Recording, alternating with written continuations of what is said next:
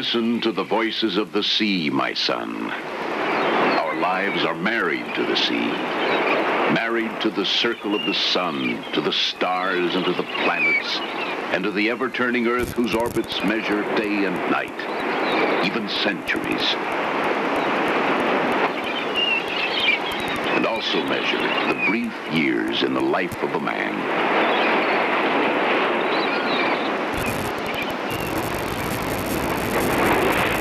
There is a fish in us, my son. Life evolved on the floor of the sea. We swam with herring and blue water spouts.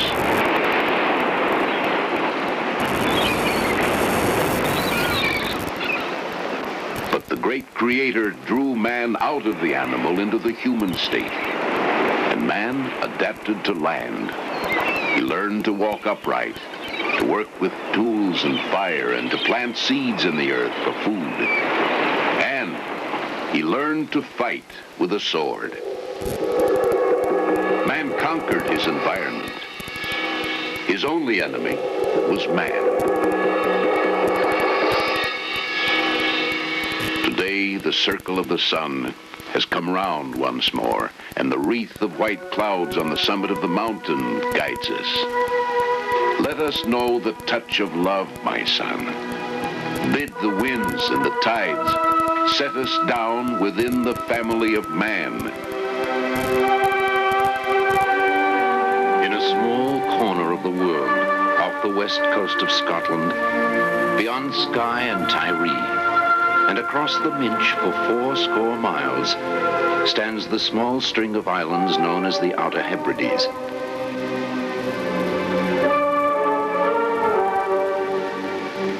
And to the southern tip of the lonely Hebrides lies the island of Barra, being 7 miles in length and 4 in breadth. And within the southwest end of this isle, and in the middle of the bay, there is an ancient castle called Kishimal, pertaining to the MacNeil of Barra. Listen to the voices of Scotland's oldest castle. For this is the Talisman, this castle in the sea. The ancient walls will tell us why this fort of 1,000 years has special symbolic meaning for all mankind.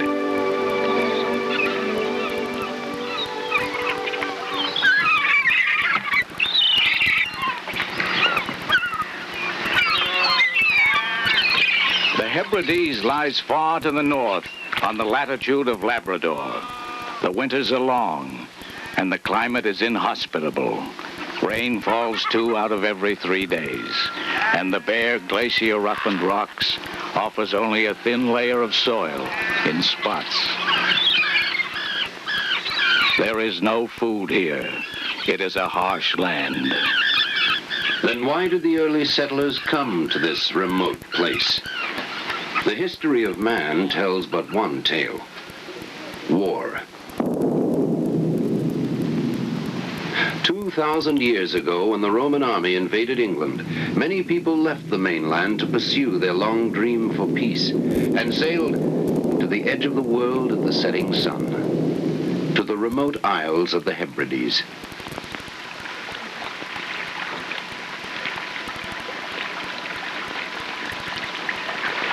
Almighty Father, bless this and render the breath of the sky propitious, that it may urge this bark over the water to safe haven.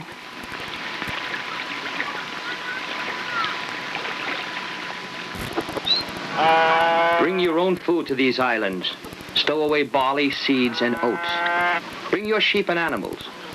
And be not craven of spirit, ye who come. As well as food, bring courage and determination. You must be willing to work or you will starve. The grassy bogs offer peat for fire, and the sea offers fish. This is the only bounty.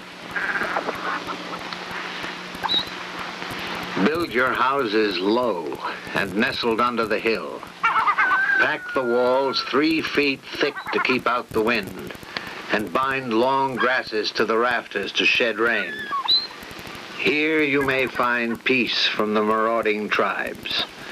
Caesar's armed legions cannot reach you here.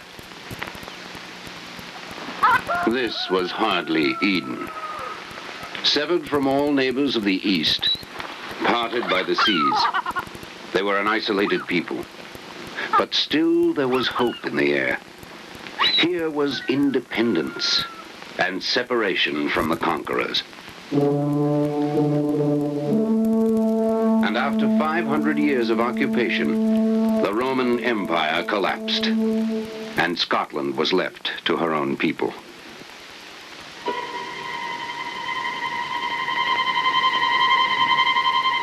But even on the hidden island, war will seek you out in time. The marauding Vikings began to sack the Hebrides in the 8th century, and the people of Barra lived in fear as the outlaw Vikings looted and murdered for hundreds of years.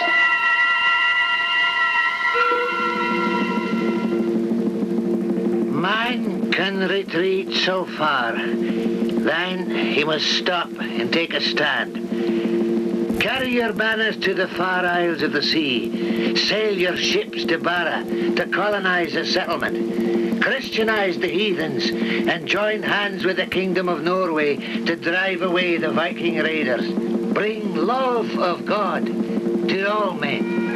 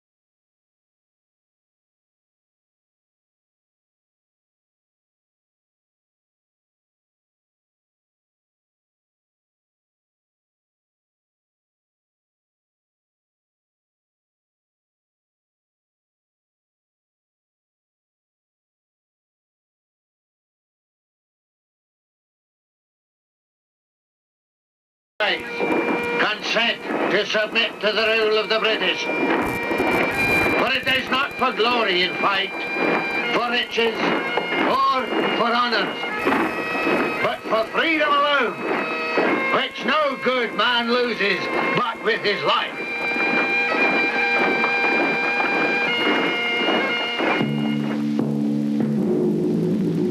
For 400 years, Scotland fought England in vain.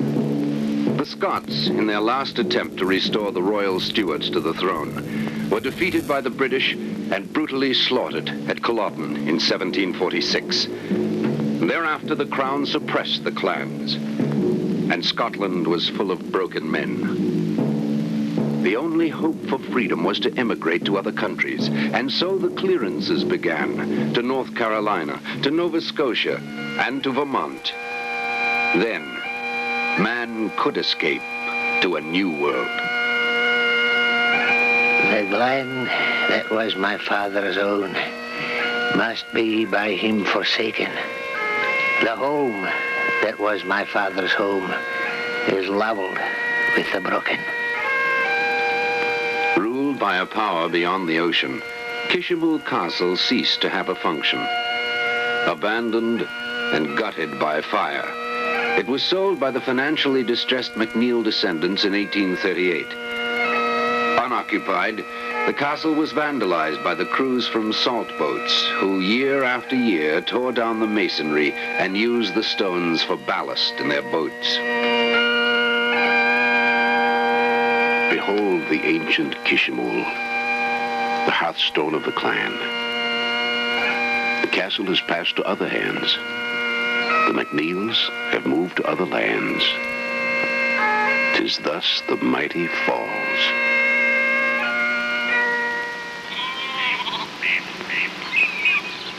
After the turn of the century, a small boy from the United States was taken for a visit to faraway Barra by his mother.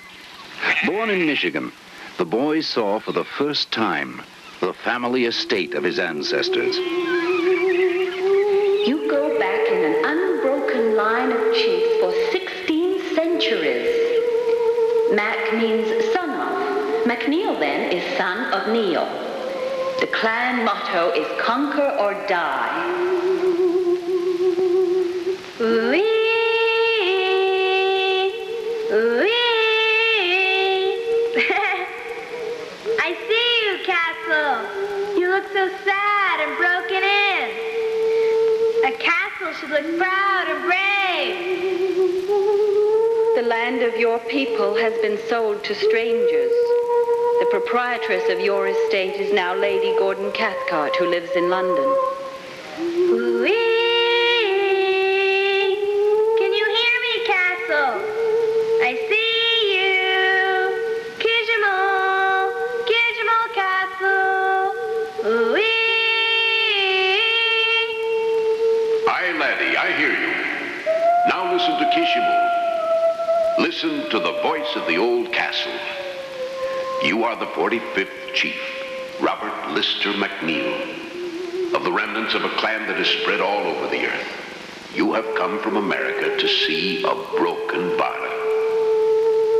Behold, the castle of your fathers is a tower of ruined masonwork. But this monument of 1,000 years cannot be ignored. Do you hear? Yes, old castle. I hear. Mark, be a man. Leave something for your son who comes after. The family is an everlasting anchorage filled with love and equality. Group the clan. The family of man should be one. I shall try. And shall the castle be left in ruin, or should it be rebuilt like a rock upon a rock? Shall the ocean in a few years wash away these remaining walls? No. I shall rebuild it when I'm a man. And do so. I will. After 200 years of silence, a chief speaks again. I await the day when you shall inhabit the castle.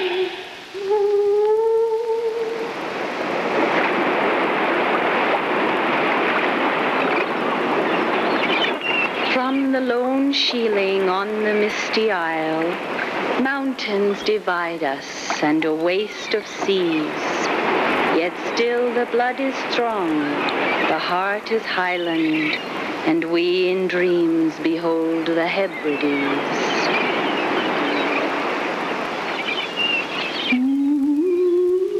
The impossible dreams of youth stretched from snow castles in Michigan to the stone castle in Scotland.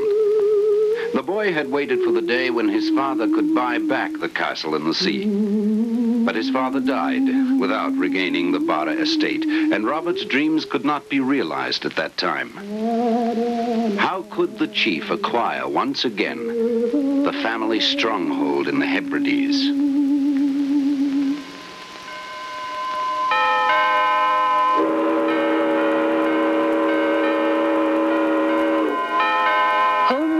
Banners winging o'er wind and wave, sails Kijimul's galley, bringing MacNeil the brave.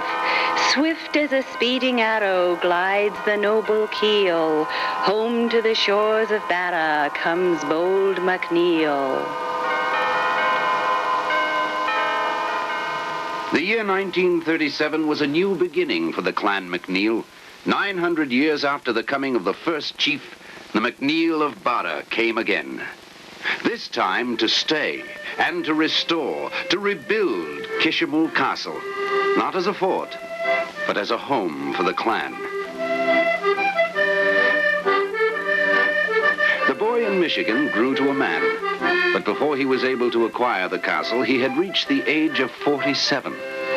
It was only with the death of the London owner that the MacNeil was able to take his life savings and repurchase the lands and the castle of his family. So, after 200 years of neglect, the estate was owned again by a MacNeil.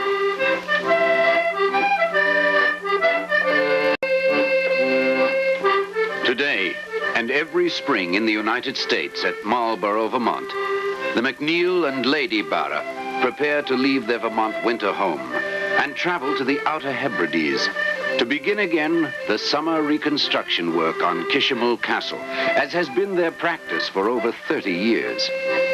The snowy winters in Vermont are milder than those in the Hebrides, where the severe winds and sleet restrict winter construction work on the castle. So each year, the indomitable chief starts out again to complete his impossible task, the rebuilding of his castle in the sea.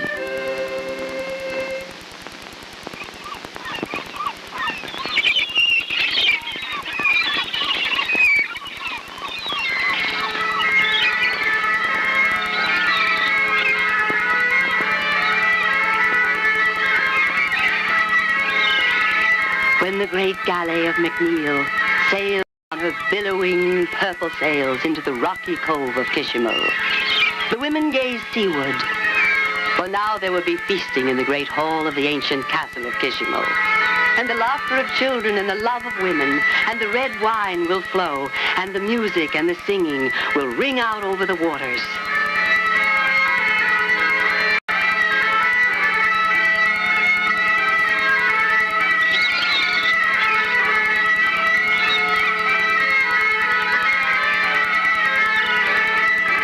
The MacNeil of Barra is a sprightly 79 years old.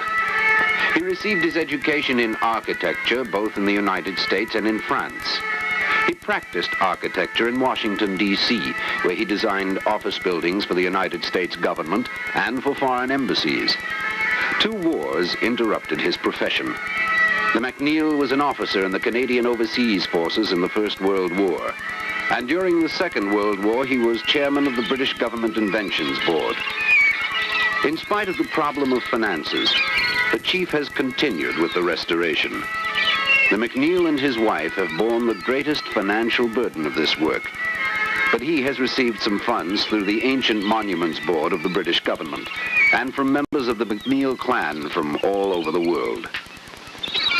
The restoration of this castle has been going on for just about 30 years now, intermittently, of course.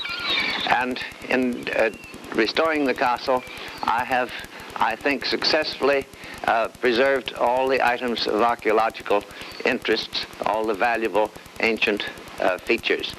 At the same time, I've had to compromise with modern living and have certain modern conveniences so we can live a normal life here.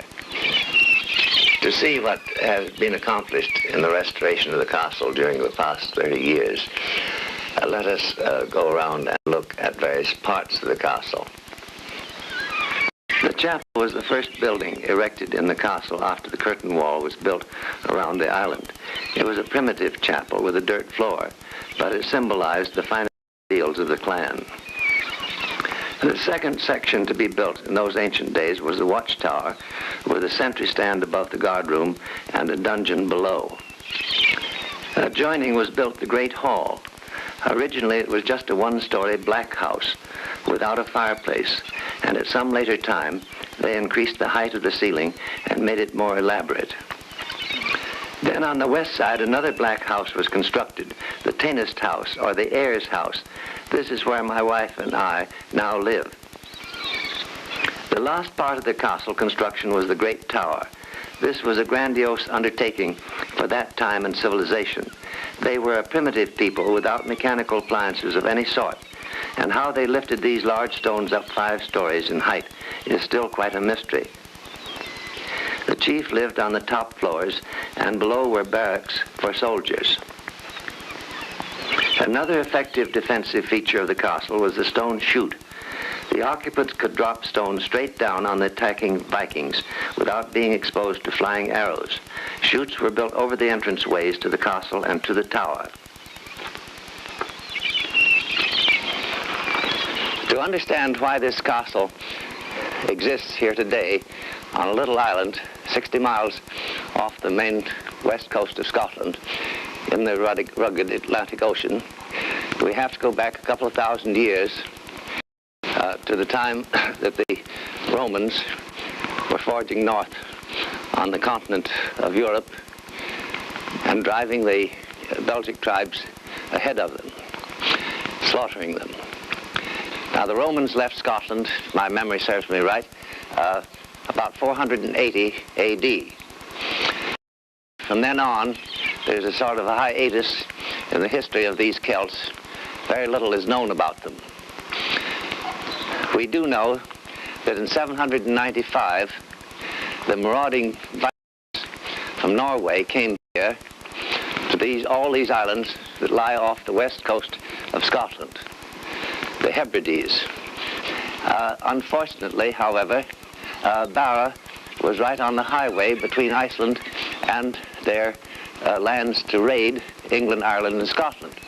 In the meantime, in 1030, our MacNeil came here, found, say, on a silver defensive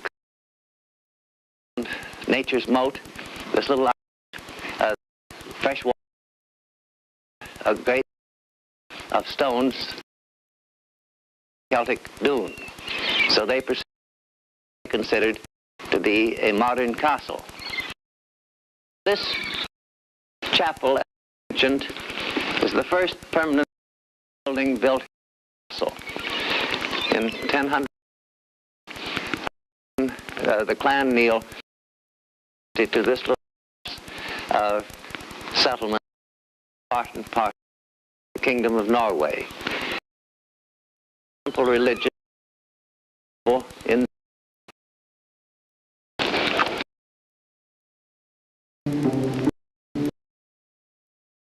chapel,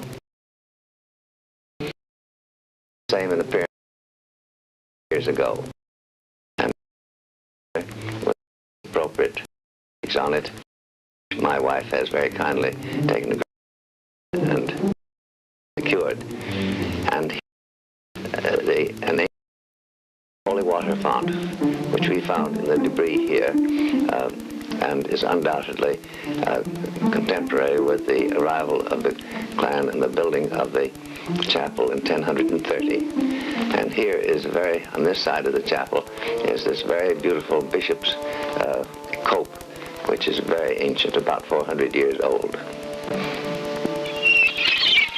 And I might digress for a moment and say that the curtain wall going around the high tide line of the building is the outside wall of the several buildings within the castle.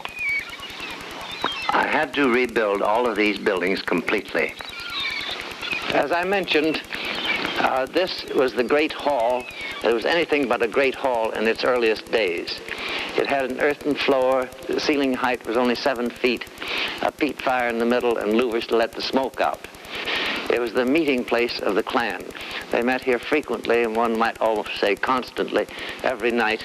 And when there was a clan war on, the soldiers slept on the earthen floor and straw. At one time, when the clan had a war on its hands, they built a sleeping loft here, halfway between the floor and the ceiling, and they opened up the stonework and put a ladder from the loft up to the wall work, so that in case of an enemy attack, the soldiers could immediately get up there without having to come down to the ground and go up again.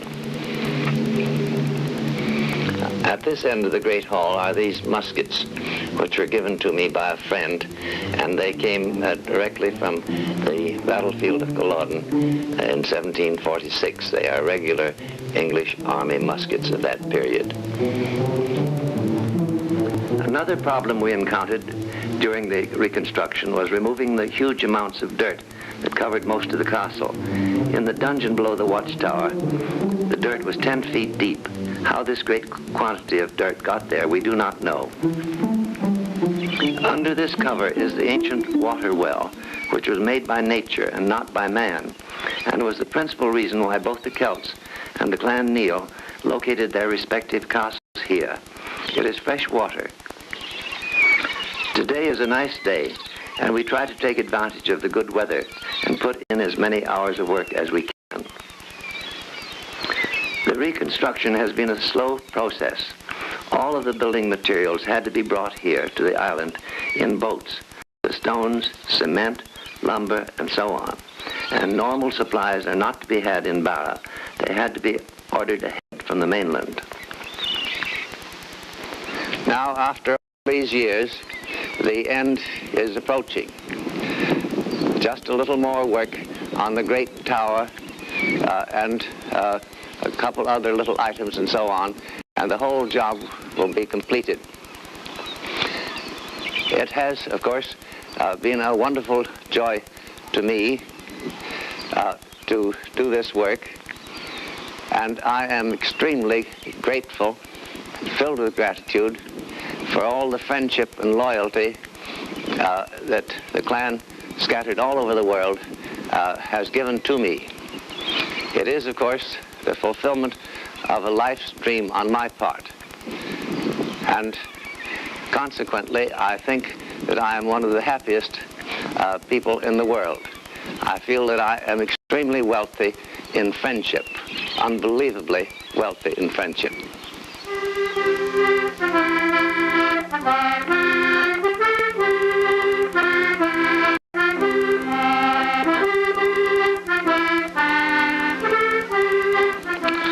Well, we all thought when the chief came here first that we'd never see this castle in the state it's in just now. There was nothing left there but a pile of rocks, which he eventually built up after years of hard work. And we're all quite pleased to see it in this state. And it means a lot to the clan MacNeil. Child, I can remember the crumbling, ruined building. I often played amongst its rocks when I was little. Now I'm proud and pleased to see our castle restored again, occupied by the MacNeil. What the reconstruction of this castle for the past 30 years, and we are most grateful to MacNeil for restoring us thousands of castle, which is a delight to us all. The job of the castle is near complete now. It's taken a number of years. We've spent, but still we're all quite pleased now. It's finished. Over 1,000 years, the castle has stood as a symbol of Barra. It has been of its former. MacNeil's of the world can take taller.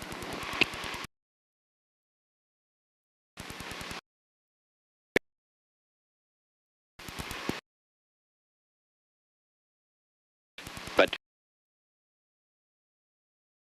in the life and the style of the was always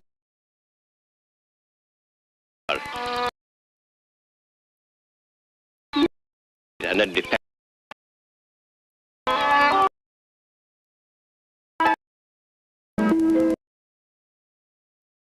MacNeil.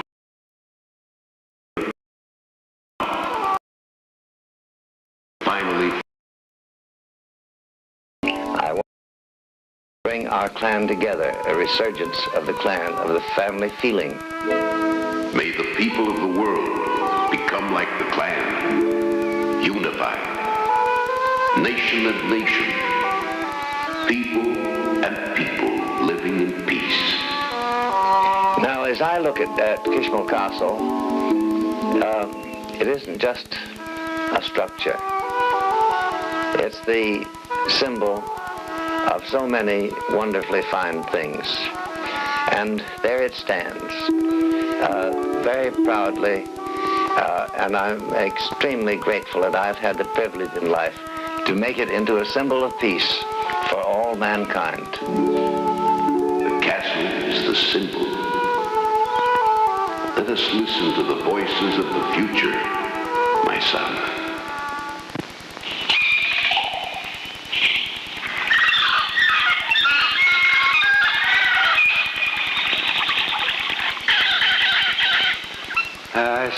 Sail? Where? Look. Do you see it? A sail! A sail! A ship! A shadow of a ship! Ring the alarm bell! Lock the gate! Lock the gate! Ring the bell! Which quarter comes the ship? Is it a galley? To the south. I saw it at the sky. Where's it now? You see it? It's in the mist. It disappeared. To your post! Mount the walls! It plunged and veered and took a sudden shape. Her approach was like death. Keep that watch! Man the tower and light the signal fire! Keep the watch! Light the signal fire! The enemy approaches! Light the fire! Is it a galley? Where's the ship battle station? Where is the enemy? On the sentries at their posts. Let him against me! Ready for the sea! Where is the enemy? Never yield! Victory sits in our walls! Hold the ramparts! To the walls! Set upon the foe! Victory or death! From those eyes! Where is the enemy? I can't fight a boy! I don't see him anymore. The enemy is not here. He's inside. The enemy is within the gate. He's inside. The enemy is within the castle. The enemy is within the gate. Where? I see him not. He's inside. He's here. He's behind you. Inside the wall. Who is the enemy? There. Where? I cannot see him. He's behind you. He is in the castle. Now, down below. He's here. Here is the enemy. Where? The enemy is you. The enemy is man. You.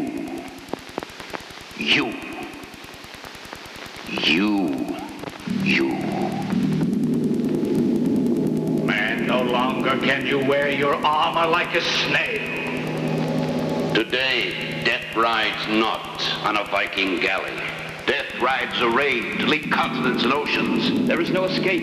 In the very air you breathe. And in the water you drink, death will seek you out. So, finally, the family of man is one.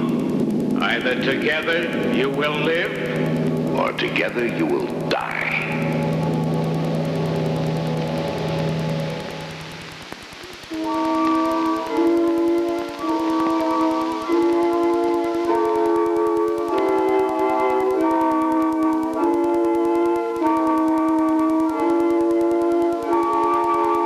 Sepulchred away, full 6 feet underground I lie. I suffered death, but cannot die. I should have rest within the grave, but we need peace for man to save. And though I lie on sweet earth's breast, without peace, I cannot rest. Do the living realize ever a bit how wonderful life is while living it? To kiss the fingers of the rain, to drink into your eyes the shine of every sunlit golden line, and catch the fresh and fragrant breeze from lilacs and blooming apple trees. Man, is this all the distance you can come? Must you go back to where you started from?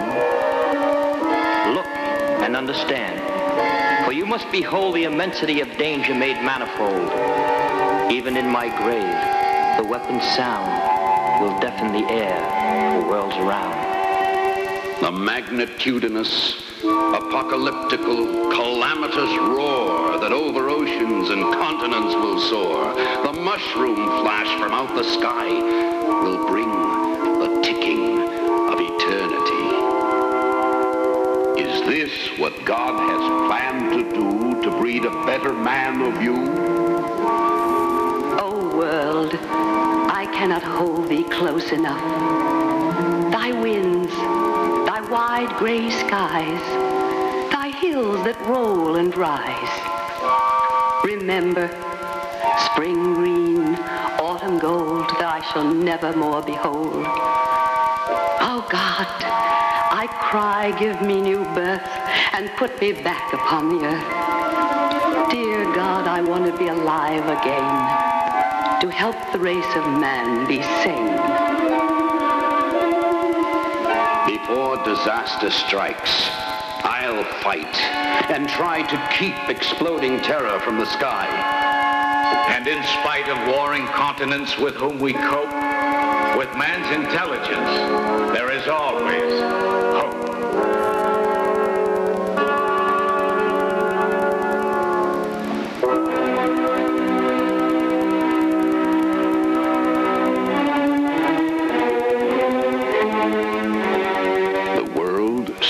stretches out on either side, no wider than the heart is wide. Above the world is stretched the sky, no higher than the soul is high. The heart can push the sea and land farther away on either hand. The soul can split the sky in two and let the face of God shine through.